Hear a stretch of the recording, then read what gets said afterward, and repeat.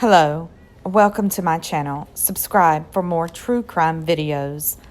Today's video will be discussing Chris Watts and exposing the double life he led. By the way, I don't mind labeling Chris as a narcissist. He didn't mind murdering his entire family. First, I want to take the time to honor the true victims of this crime: Shanann, Bella, Celeste, Nico, and the Rusick family. I've been studying this case, maybe even a little obsessed, since December of 2018. In a November 2018-2020 interview, Shanann's parents, Sandra and Frank Rusick, described their daughter as a hard-driven worker, a phenomenal mother who would do anything for her children. She was full of life, had a strong desire to help others. She never gave up and wanted to provide her children with everything they needed, all while battling lupus. Because of this diagnosis, her children were considered her miracle babies. Bella is described by family, friends, and neighbors as a quiet and shy child. Celeste was a firecracker, wild child with a contagious belly laugh.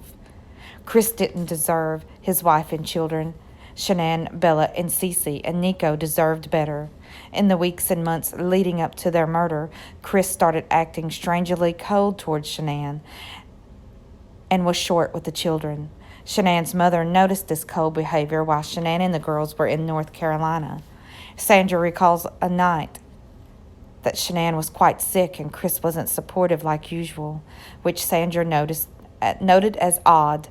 Classic narcissist behavior. This is what is called the discard.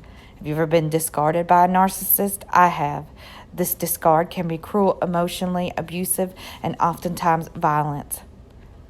Narcissists view their victims as objects and not as people. Shanann's texts and conversation with friends describe this discard and silent treatment. This shows how she was emotionally tormented. This is emotional abuse. She was obviously stressed and fighting for her marriage, all while he was giving her the silent treatment. The stress is all over her face in this picture. She was texting him, writing him letters, begging him for answers, and for him just to talk to her. Narcissists are known for the silent treatment. It's abusive and shows lack of emotional maturity on the part of the abuser. Silent treatment is a form of punishment and is abuse, period. Chris Watts is a narcissistic psychopath. He is insecure. He wore a mask for years to cover up who he really was. Chris, to this day, does not take responsibility for his actions. First, he blamed Shanann and stated she murdered the girls. So he, in turn, murdered them and then dumped their bodies in an oil field and buried the baby in Shanann. I'm calling bull. Obviously, the FBI and CBI didn't believe it either. I believe he wanted to talk to his father because his family didn't like Shanann and would believe it. They are the only ones who do. I believe Chris has had 3 confessions now. Really, Chris? First, he blamed Shanann. Now it's his mistress' fault. Really? In the February 2019 interview, he blames Nikki for the murders. This is narcissistic blaming and shaming. By the way, I do not believe that Nikki Kessinger is a victim. She fooled with a married man, and she lied to the CBI and FBI regarding this. She knew he was married, and she is not a victim. I believe this is why Agent Tammy Lee threw the idea to Chris about Shanann killing the girls, because she knew that he would take the bait because he is a narcissistic psychopath who cares about no one but himself. Chris Watts now states that he is a Christian and believed he was demon-possessed. While I do believe in demon possession, I don't believe Chris has had a real exorcism. This is another form of manipulation, a way out of taking responsibility for his actions. If he was truly saved by God, he would be in his cell, on his knees, and repenting, begging for forgiveness, crying his eyes out, and taking responsibility for his actions. And he's not done none of that. Narcissists have a need for control. In his 2019 interview with the CBI, he stated he felt more in control with his relationship with his mistress. Also, in that same interview, he stated that he got on top of Shanann and, quote, straddled her for 15 to 20 minutes before he strangled her. This speaks volumes to me and shows his desire for control.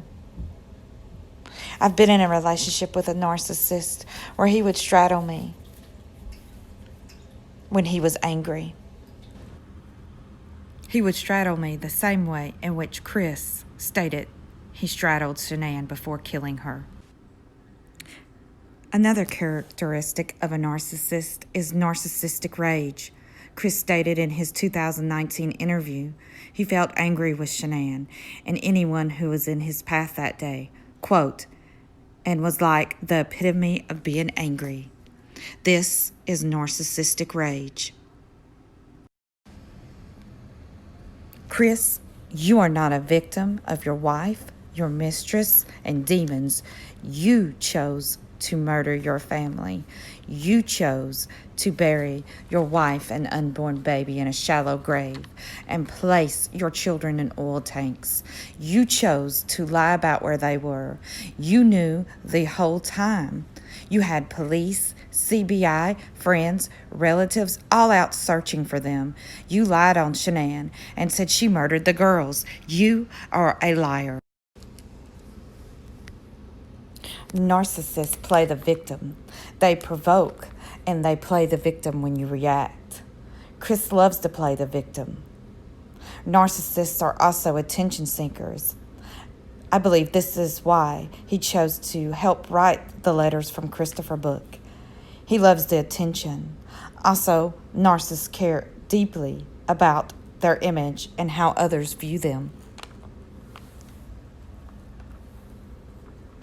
That's why in the CBI interview on August the 15th of 2018, he stated, quote, "Please don't think any less of me." Also stating, while crying, they, referring to his coworkers, think I'm a good man. What did you do, Chris? Chris is emotionless through the investigation. The only time he cries is during the confession while blaming Shanann. The only person he feels sorry for is himself. So when you see him crying, he is crying for himself. Narcissists are selfish and self-centered. In his famous porch interview, he is emotionless until he talks about himself. He says, quote, "I want them back. I need to see everyone again. I.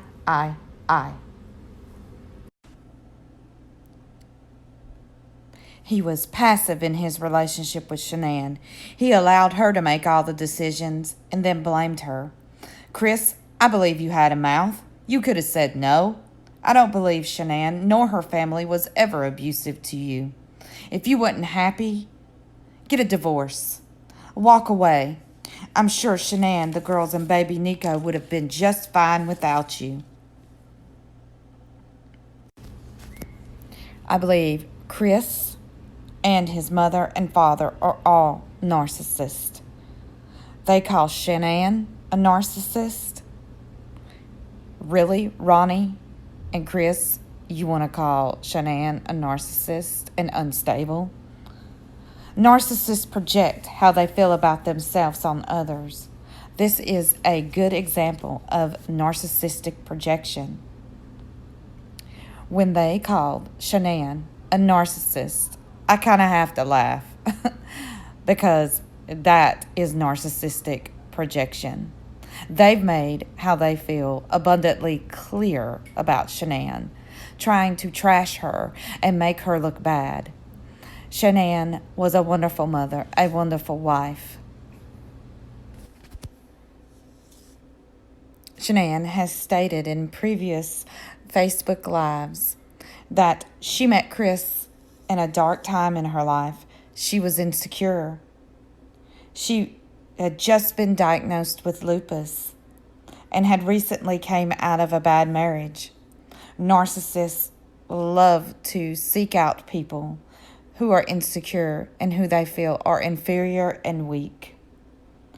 They will love bomb you, and then once they are done, they will project and discard. I believe this describes exactly what Chris did to Shanann. It's me.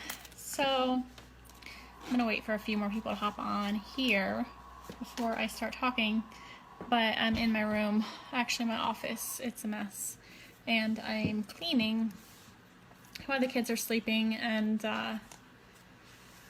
going through some things. A lot of memories in my office. It's kind of where I keep a little bit of everything from, you know, the kids as they grow up and stuff like that. And I see this picture of me as a baby, and it is totally Cece. And then I see Bella too at times. So I wanted to hop on here to kind of talk about why, what my purpose is. Hey, Melissa. Hey, Rhonda. Hi, guys. Hey, Kevin. So, you know, hey, Madison. So you guys are probably, some of you are probably like, oh, here comes another one of Shanann's posts. She's going to talk about Thrive again, and she's going to do this, and she's going to do that. But I wanted to come on here because I wanted to talk to you guys about me. You know, don't you guys want to hear about me again? So anyway, over, you know, this morning, or this just a little while ago, I was talking to a friend from high school that I've talked to off and on for the last couple of years, but never really like in-depth conversation to get to know what's going on in their life and vice versa. And one thing that I've learned about myself is that I love helping people. I know that I was in a place for a long time where I felt very insecure, didn't feel good about myself. I wasn't happy. Oh my God, like everything, like I know that a lot of people don't believe that when I say that, but it's truth. I don't know. I was in a bad relationship before. I was married, went through a really awful divorce, and that relationship really took a lot from me.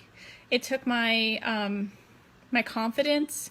It took everything. It literally took everything. I had to start from all over, and when I say financially all over, that was one of the big things with me.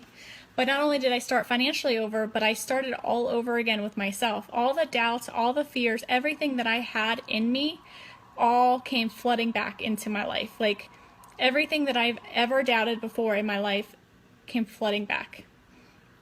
And so with that being said, when that all happened, my job I was at, my manager, which was Amber, at the time, Amber Matthews, who literally just like took me underneath her wing and helped me regain confidence, helped me feel good about myself again. And it was a lot to do. And I still was even, I still didn't even feel good about myself. I was still insecure. I was afraid to wear certain clothes because I felt like I was too heavy. Even though sometimes I wish I was that size again, because hey, we always think we're heavier when we're not. So with that being said, long story short, went through a long struggle with my ex, who's made me a better person today. Like I always see the good and bad, because I feel like anytime there's something bad that goes on in someone's life, or a struggle, it is hard. I know firsthand, it's very hard to see the good in anything bad that's going on, but I promise you, if you dig deep enough into that struggle, you will find positive and good in it. And long story short, I was diagnosed with health challenges in 2010, so about 6.5 years ago, and it was a really, it put me in a really bad place at the time. And at that time, I was in a bad place. And I was unhappy. I was not happy with myself. I didn't feel good about myself. I lost so many friends because no one understood the challenges that I was happening. I looked like this still, but my inside felt awful. Everything was just bad. And I lost a lot of friends. I had people who I thought were my closest friends who didn't believe me, didn't believe I felt amazing, didn't believe I was struggling, didn't believe I was hurting. A lot of stress, and all that was going on in my life. And so at that same time, I was in this bad place, I met my Chris. I met my husband now. And he's been the best thing, besides my children, that has ever happened to me. Because he's understood my struggles. He was okay with me canceling dates or canceling reservations or canceling last minute because 10 minutes ago I felt amazing. And then 10 minutes later I didn't. I believe things happen for a reason. I believe the struggle I had that year helped me see my husband. I believe God works in mysterious ways. I believe he places people in your life at the right time. 6 months to meeting Chris, I ignored his friend request. My friend sent us both a friend suggestion for each other, and I deleted it. Didn't need anything about him. I didn't want him. And then fast forward 6 months, I was diagnosed with my health challenges and was in a pretty rough place. And he sent me a friend request. And I said, "What the heck? We're never going to meet. It's just Facebook, right?" Thing about Facebook is you eventually probably meet the person, which is great. And we met and we fell in love, and long story short, we're here. I couldn't have asked God for a better man in my life because he's so supportive. He takes care of me. He's becoming funnier in his old age, I tell him. He's sexy, he's good looking, and he does take care of our girls. Like, he's probably the best father I could have asked for my children. And I couldn't have asked for a better man, but he completes me. I know that's cliche, but it's the truth. He completes me. And so with that being said, I believe things happen for a reason. I believe in fate. I believe that we come into each other's lives at the right time, at the right moment. We sometimes leave each other's lives and come back. I've done that with many friends where we've gone our own ways because we've had our issues, we've had our struggles, we've had life happen. I mean, shoot, life happens whether we want it to or not. So I believe in that. I believe in fate.